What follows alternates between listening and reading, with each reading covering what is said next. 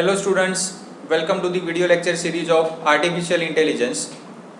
Today we are going to continue with the chapter that is symbolic reasoning under uncertainty, in which we are going to consider the types and the ways of non-monotonic reasoning.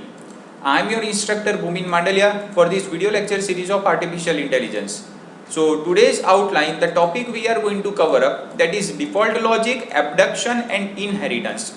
This default logic is one of the second way of non-monotonic reasoning.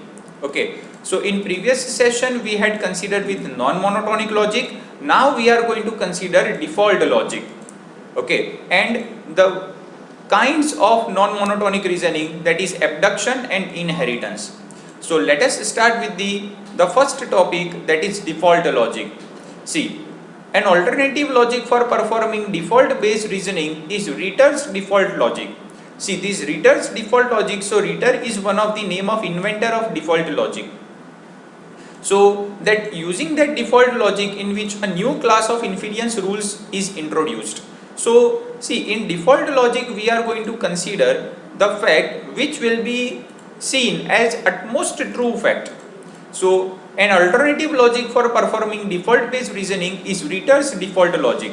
So using Ritter's default logic, a new class of inference rule is introduced. Right. Now see, it allows inference rule of the form A to B and C. Now what is the meaning of this A to B and C? See, this particular terminology can be represented as, can be interpreted as, if A is provable and is consistent to assume B, then conclude C.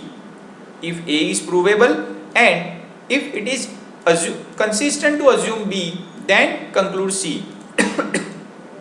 So this is A to B and C. Okay, that means it is easy to prove A and it is consistent to believe B, then we can conclude C. So this is the terminology invented by Ritter's default logic. So in Ritter's default logic we will consider the fact which is seen as utmost true fact. Okay, now see, conclusion for this one is that in default logic the new inference rules are used as a basis for computing set of logical extension to the knowledge base. See, so new inference rule can be used as a basis of computing set. See, now new inference rules means what? The fact that we can use as an inferred fact from the previous one. Okay, for example, let's say in the example of Marcus was a man, we had inferred one fact from the given facts that Marcus was a person, or we can say all men are person also. Okay, because at last we had come to one fact, that is person of Marcus, but we were having the predicate that was man of Marcus. So there is not a huge difference between person and man. So we had inferred our statement, our new statement, from all the previous given facts that all men are person also.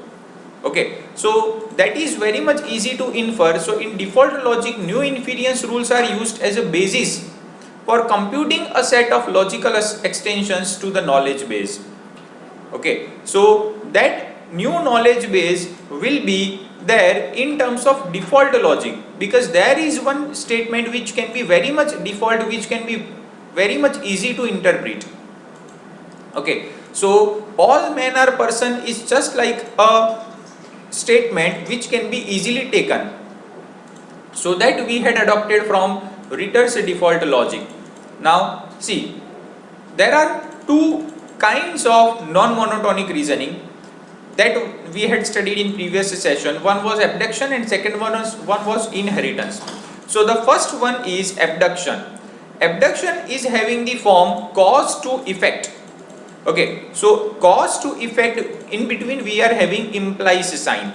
Now see, let us have the example for that. For all x is having missiles, then x is having sports. Okay, so missiles is one diagnosis and sports is one symptom. So x is having missile, then definitely x will have sports on his body. So missile is one diagnosis and sports is one symptom. So can we say that here we are having the inference in terms of diagnosis to symptom? Okay, means we are having missile, then that person may have sports. So this type of inference is there. Now see, the axiom says that having missiles also implies having sports. That means person is having missile, then he or she may have sports on his body. Now, but reverse is not permitted by rules of standard logic. Its reverse is not permitted by rules of standard logic, and it may be wrong, but it may be the best guess we can make about what is going on. See, this implies is going in single direction. Implies is going from left to right only. Okay, now see, we will not be able to go from right to left. Reverse direction is not permitted by standard logic rules, but it may be the best guess that we can choose what is going on. So for example, let's say if we are having spots on his body, then we can just assume, we can just deduce that he or she may be having missiles. Okay, so spots can be considered as just a guess. So can we say that we are moving from reverse direction from sports to missile? Okay, so that is done by force. That is why it is called as abduction. That is not the real thing, that is not the logical thing according to the concept. So if we assume sports to missile, then that is known as abduction. Okay, because for example, if the person is having sports on his body, then that person might also be suffering from some skin disease. Okay, so definitely it is not always there that the person is suffering from missiles, right? So that is why we can say the best guess that we can make about that what is going on. Okay, so that is called as abduction. So deriving conclusion in this way is another form of default reasoning. So if we do this type of thing in reverse manner, then it is another form of default reasoning. So this specific form is called as abductive reasoning. Okay, because we are doing the same thing by force, not by choice. Okay, so let's say one more example is there. Result is that let's say sale has gone down.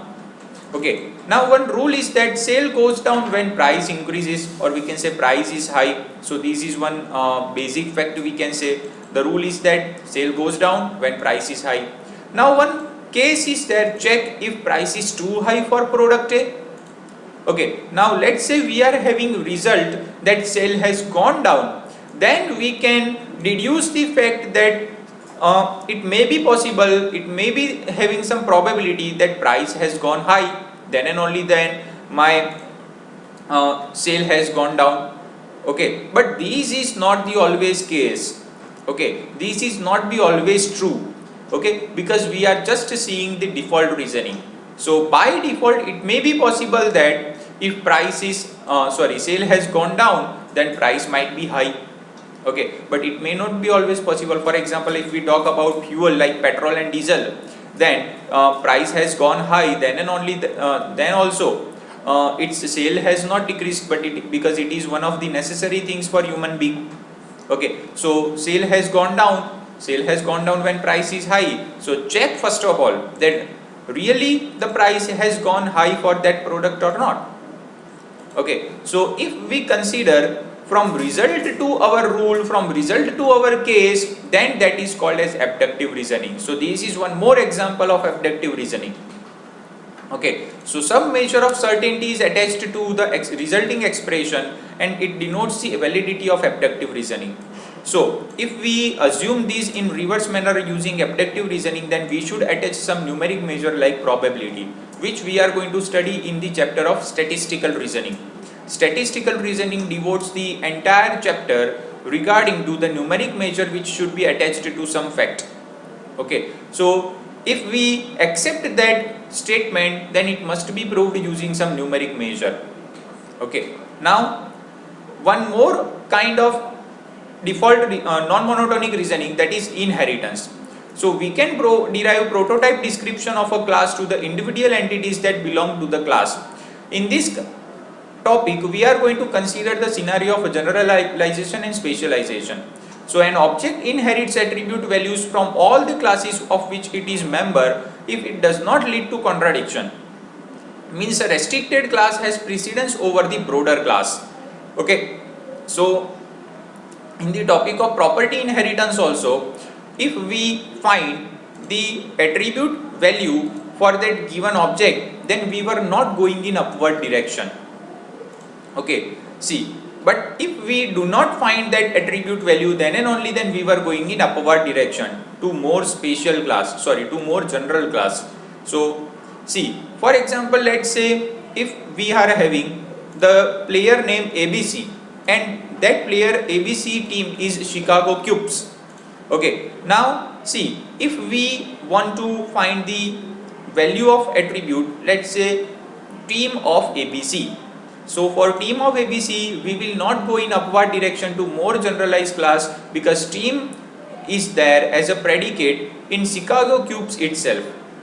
Okay, now if we want to find that height of ABC, then we have to go in upward direction by choosing from ABC to pitcher, pitcher to baseball player, and then and only then we will be able to get the height.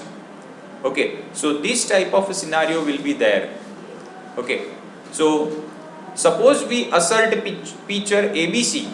Since ABC is a baseball player, our rule allows us to conclude that his height is 6.1.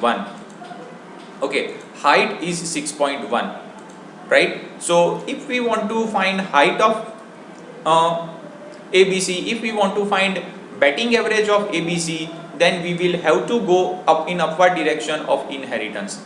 So this is also one of the mechanism to accept the value of attribute, okay, for one object using inheritance. Till now we were using the default reasoning, till now we were using the abductive reasoning.